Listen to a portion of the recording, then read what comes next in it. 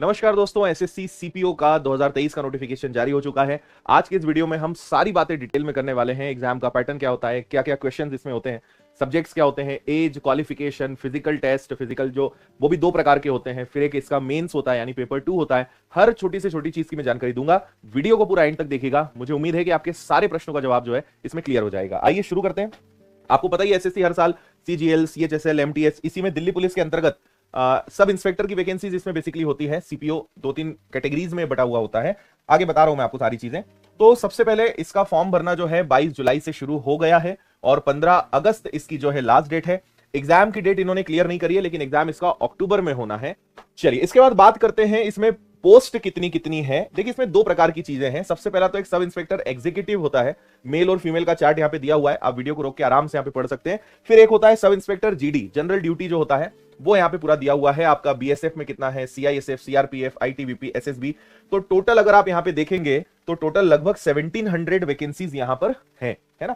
इसके अलावा ईएसएम भी है 10% जो कि 171 है। तो ये सबसे ज्यादा जो स्टूडेंट जिस चीज को टारगेट करते हैं वो आपका ये होता है जीडी, सब इंस्पेक्टर। ठीक है, चलिए आगे बात करते हैं इसके बाद हम कि एज इसके लिए क्या मांगी गई है। तो इसके लिए जो एज आपकी मांगी गई है वो है आपकी 20 से 25 इयर्स के आसपास। ठीक है, ये सारा कैलकुलेशन जो है 1 अगस्त 2023 के हिसाब से किया जाएगा।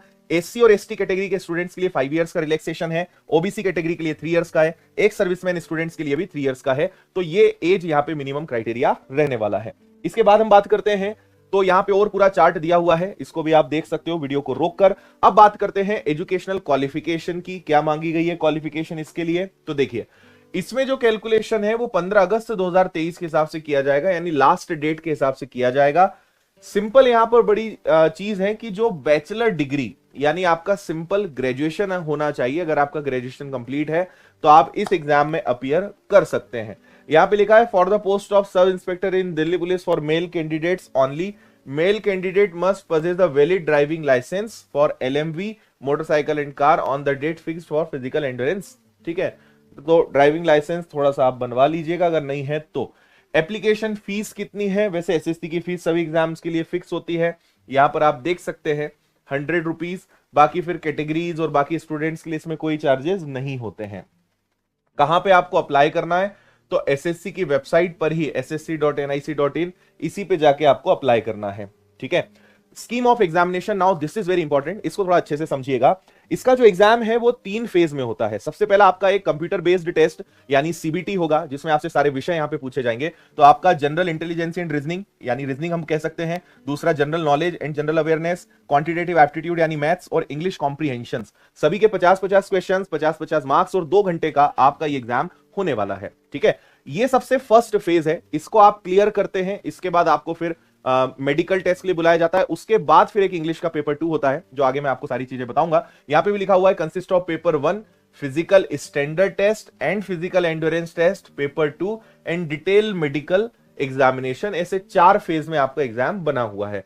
तो कुल मिलाकर maths, reasoning, general awareness, general knowledge, पूरा जीएस जितना होता है, और इसके अलावा आपका इंग्लिश कॉम्प्रीहेंशन, ऐसे 4 सब्जेक्ट का ये टेस्ट रहने वाला है ना।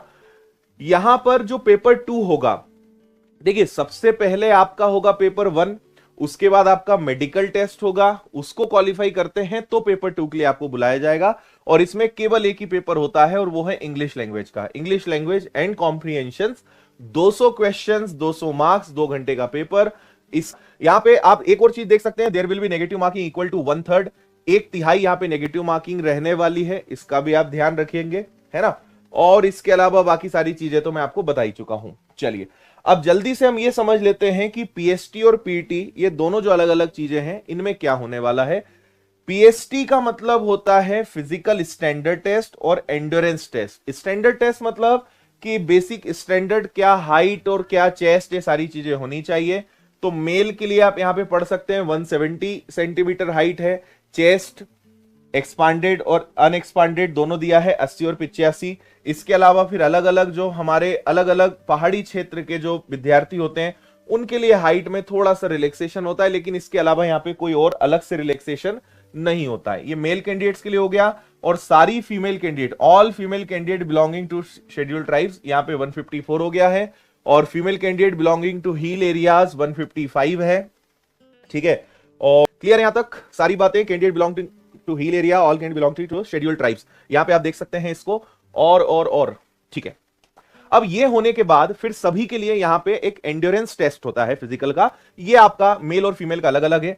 100 मीटर की रेस है जो 16 सेकंड में करनी है। 1.6 किलोमीटर रेस 6.5 मिनट्स में करनी है। लॉन्ग जंप, हाई जंप और शॉर्ट पुट, तीन चीजें ये प्लस 2 प्रकार की रेस। और फिजिकल इसका अच्छा होता है, मतलब आप ऐसे नहीं कि 15-20 दिन में तैयारी कर लोगे, थोड़ा सा समय देना पड़ेगा। कभी कभी 2-3 महीने भी लग जाते हैं इसको अच्छे लेवल को अचीव करने में। फीमेल के लिए भी 100 मीटर की रेस, 800 मीटर की रेस, लॉन्ग जंप और हाई जंप, ये चीजें यहां पर रहेंगी। इसमें इसके अलावा कोई और ऐसा कैटेगरी वाइज रिलैक्सेशन या बाकी कुछ नहीं रहता है, सारी चीजें यहां पे नॉर्मल रहती है। चलिए इसके बाद बात करते हैं मेडिकल टेस्ट की। तो फिर आपका मेडिकल टेस्ट होना है जिसमें सारी चीजें जो हैं चेक की जाएगी। उसके भी अपने सर्टेन रूल्स है, ये आप इसको यहां पे रोक के थोड़ा पढ़ सकते हैं। बट इसमें अगर आप नॉर्मल है, कोई दिक्कत परेशानी नहीं है, तो फिर कहीं कुछ नहीं होता है।